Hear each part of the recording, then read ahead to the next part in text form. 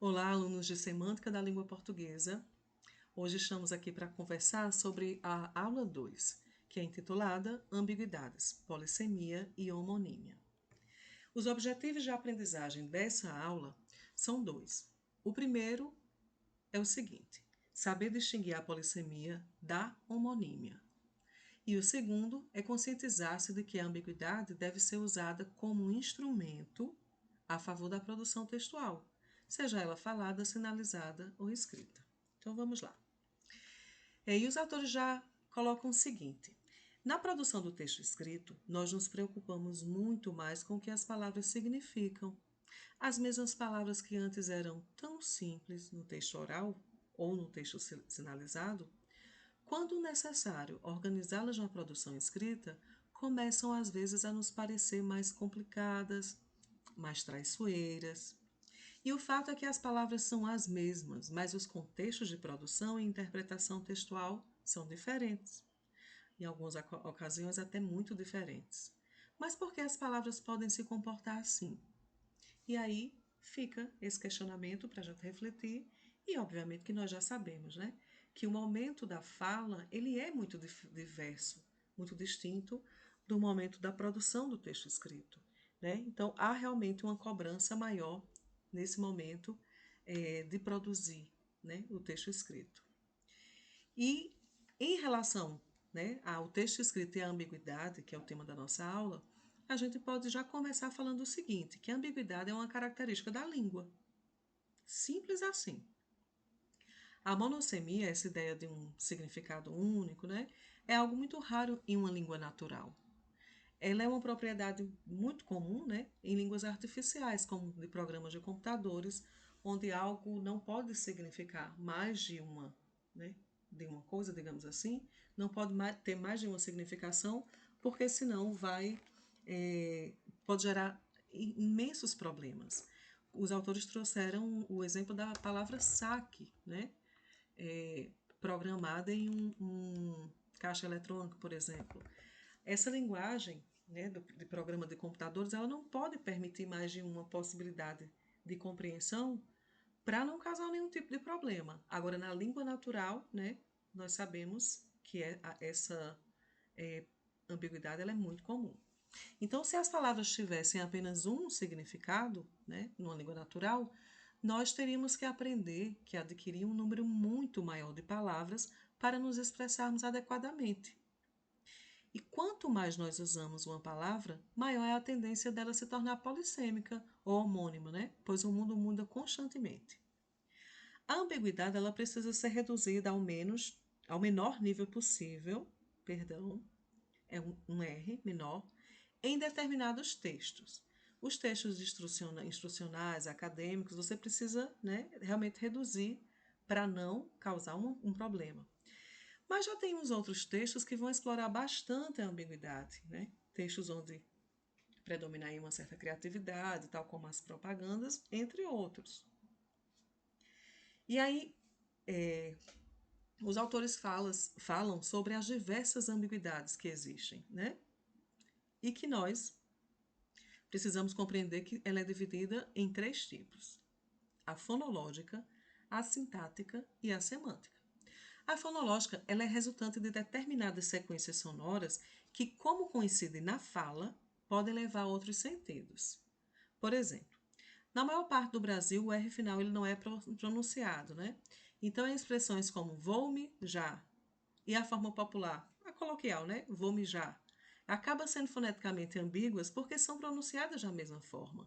Então, essa ambiguidade fonológica tem a ver, né, com essa múltipla possibilidade, né, de interpretação pensando no som, né, no som que é produzido.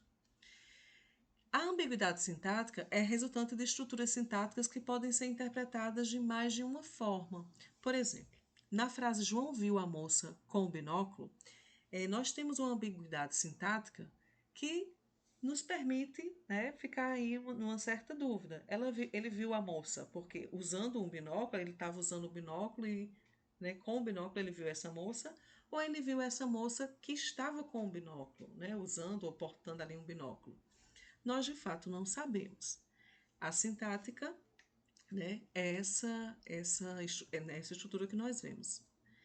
A ambiguidade semântica, que é a que nos interessa, né, aqui, é aquela resultante do sentido dos itens lexicais, ou seja, das palavras, e dentro das palavras, né, os afixos ou expressões idiomáticas que nós veremos a seguir. Como exemplo, os autores nos trazem: João cortou a manga, né? E informa que ela é ambígua, como nós sabemos, e é devido ao sentido ambíguo de uma das suas palavras, que é a palavra manga, que pode tanto significar o fruto da mangueira, quanto uma parte da vestimenta por onde passam nossos braços. Então, essa ambiguidade semântica é a ambiguidade que nos interessa, né? E como nós vimos, um dos objetivos é a gente diferenciar a polissemia de homonímia, né? Então, vamos lá. Ambiguidade semântica polissêmica, né, é o que a gente vai ver agora. A polissemia, ela é a propriedade de fixem bem isso, um item lexical ter mais de um significado relacionados entre si, o que acontece muito, né, nas línguas naturais. Vamos ver o primeiro exemplo. Janela. Janela pode ser considerado um objeto físico que serve para fechar a abertura da parede destinado à ventilação, mas também pode ser considerada, né, tem um sentido de abertura em uma parede direcionada para o exterior, destinado também à ventilação. Uma outra palavra, cabeça. Cabeça pode significar parte superior do corpo animal, onde o cérebro é alojado. Cabeça pode significar inteligente. E cabeça também pode significar extremidade arredondada, né? Quando a gente diz cabeça do dedo, cabeça do. Né? Enfim, mais nesse sentido. Na polissemia, temos apenas uma palavra com mais de um significado. Então, aqui vocês precisam fixar muito bem isso. Polissemia, um único vocábulo com mais de um significado. Na ambiguidade semântica homonímica, é diferente. A homonímia é a propriedade de mais de um item lexical ter a mesma forma, mas com significados não relacionados entre si. Veja que os dois significados, ó, manga, fruto da mangueira, parte da vestimenta por onde passa os braços, não tem nenhuma relação entre si. Assim como também esses dois significados não têm nenhuma relação com o significado do verbo mangar, né?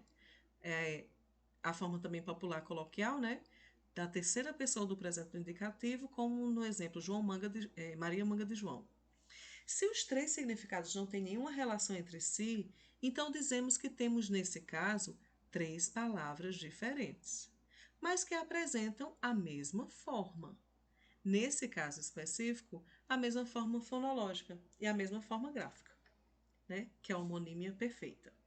Então, aqui nós temos mais de uma palavra, mais de um item lexical, né? Que tem a mesma forma, mas os significados não estão relacionados entre si. Assim sendo, a hipótese é que essas três diferentes palavras são armazenadas por meio do nosso conhecimento linguístico, no nosso léxico, ou seja, no nosso dicionário mental. Quando elas coincidem, tanto a forma fonológica quanto a forma escrita, nós dizemos que temos uma homonímia completa, total ou mais comumente chamada uma homonímia perfeita, como acontece, né, nos vocábulos manga. Quando nós temos a homonímia parcial, é quando ocorre apenas a forma fonológica ou a coincidência fonológica ou ortográfica. Veja que sexta, né, e sexta se pronunciam da mesma forma, mas são escritas de formas diferentes. Além disso, os significados dessas palavras não estão também relacionados entre si em absolutamente nada. Em casos assim, em que temos a coincidência apenas na pronúncia, nós dizemos que se trata de uma homonímia fonológica. Diferente da fonológica, temos a homonímia ortográfica. Nesse caso, né, a forma fonológica ela é diferente, mas a forma ortográfica é a mesma. E aí eles trazem como exemplo o vocábulo gelo, né, gelo e gelo. Geralmente eu gelo o vinho antes de servir. Frase óbvia, né, gente? Perdão, mas foi o que veio aqui na mente. ele me deu um gelo, né? Ou gelo, enfim. Nós temos aí é, um, um, uma forma de pronunciar que é diferente, gelo de gelo. Mas na grafia nós temos a mesma ocorrência, aí nós chamamos de homonímia ortográfica. Quais são os critérios de distinção entre polissemia e homonímia? Primeiro, nós podemos identificar, né, que nós temos três critérios. Então, não é algo único. Nós podemos pensar em três formas. O primeiro é o critério semântico, né, de cunho sincrônico. O segundo é o critério etimológico, que é de cunho diacrônico, né? Ou seja, como se originaram essas palavras.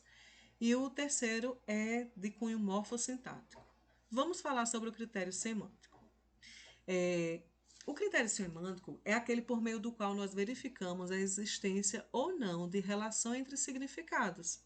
E ainda se os léxicos apresentam, né, como mais relevante, especialmente, e ainda se apresenta hoje como a forma mais relevante, especialmente hoje quando os estudos linguísticos têm um cunho fortemente sincrônico, ou seja, verificam os fenômenos da língua e sua realidade atual, né, de hoje, observando quais são os significados, né, se eles têm relações. Porque, obviamente, se tem relações, nós vamos ver, né, que seria algo mais próximo da polissemia e não da homonímia. E aí nós temos um outro critério que é o etimológico. Ele é de cunho diacrônico por quê? Porque a gente vê desde a origem, né, do significado daquela palavra, daquele léxico. Não é algo como no caso semântico que a gente está vendo nos dias atuais as relações de sentido. E ele diz que nós temos polissemia quando há mais de um significado, né? Então, se temos mais de um significado relacionado a um único termo, então nós temos uma única palavra. Daí a polissemia. E dá como exemplo, né, o verbo tomar. E aí, dos 47 possíveis, né, no dicionário Roais, ele elenca aqui 10 deles, mostrando que todos eles têm relação, não, que mantém relação e que, né, seria apenas um vocábulo, como ele fala aqui. E aí, um terceiro modo, ou critério bastante utilizado para a distinção entre polissemia e homonímia, é o morfossintático, que também é chamado de um critério categorial. Esse critério, né, categorial ou morfossintático, ele traz o seguinte, ó, você precisa observar, né, se as formas que estamos analisando, elas pertencem a diferentes classes morfossintáticas, que também são chamadas de categorias. Se pertencerem, nós teremos um caso de homonímia, independente de haver relação de significado. Este é o critério, né, mais comumente encontrado nas gramáticas normativas. Então, eu observo, pertence a diferentes classes morfossintáticas. Então, tenho, por um lado, um verbo, depois um substantivo. Então, eu já sei que são de classes gramaticais diferentes. Então, nesse sentido, eu já vou perceber que não é a mesma palavra. Por exemplo, no caso de gelo, né? Embora possamos ver alguma relação do significado entre gelo, gelo, anteriormente visto, segundo a gramática normativa, nós dizemos que se trata de um caso de homonímia. Por quê? Porque essas palavras pertencem a diferentes classes. Um é substantivo e a outra é verbo. Então, na verdade, essas três formas, elas vão se complementar para que a gente possa tentar, né, compreender quando o vocábulo ele é polissêmico ou ele é ou homonímico. Aí aqui nós temos os exemplos, né, de ambiguidade e polissemia. Aqui nós temos, né, o Haraldinho aqui nessa tira, e aí alguém pergunta para ele, né, o senhor é paciente? Aí ele costuma ser, mas foram 2 horas esperando, no calor e sem gibi. E minha paciência se foi faz tempo. E aí nós vemos aqui que a palavra paciente, ela é uma palavra que tem uma possibilidade de compreensão, né? Ela é polissêmica. Por quê? Nós sabemos que paciente tanto pode se referir àquela pessoa, né, que precisa de tratamento médico, que está ali doente, que precisa de né, ser atendido, né? Algo nesse sentido. Eu coloquei atendimento médico, mas assim, atendimento no geral, né? Está precisando de ajuda por causa de questões da saúde. Mas paciência também se refere, né, à capacidade, né, de você, enfim, lidar com as questões externas aí com certa tranquilidade e tudo mais. E, obviamente, o primeiro interlocutor, ele tem os dois interlocutores têm uma visão, né, compreende e paciência, aí compreenderam de uma forma polissêmica. E isso é que traz aqui, como é um texto criativo, né, a gente viu que a propaganda utiliza muito, mas os textos artísticos no geral, as tirinhas, vai usar bastante essa questão da polissemia e de outros recursos para fazer essa questão, né, da reflexão e do humor. Temos um outro exemplo, né, onde o primeiro menino diz, né, o Fabinho disse que a mãe dele é doméstica. Ele diz, que sorte a dele. Ele diz, a minha mãe é braba pra caramba. Tenho quase certeza de que ela é selvagem. E aí nós temos a visão, né, dupla também, polissêmica, em torno do termo doméstica, né? É claro que doméstica aqui foi utilizada, né, nesse primeiro momento, na primeira ocorrência, pensando aqui naquela pessoa que é do lar, né, que cuida do lar, mas foi compreendida por Harodinho como em oposição à selvagem, né? Então, doméstica, enquanto uma pessoa dócil, né? Que foi domesticada e tudo mais. E aí, como a mãe dele é super brava, né? Ele considera que ela não deva ser doméstica. Isso é mais um exemplo de uma palavra doméstica que tem mais de um significado. E aí é diferente da homonímia, porque na homonímia nós temos aqui, ó, vendo o pôr do sol. E aí alguém pergunta, né? Quanto quer pelo pôr do sol?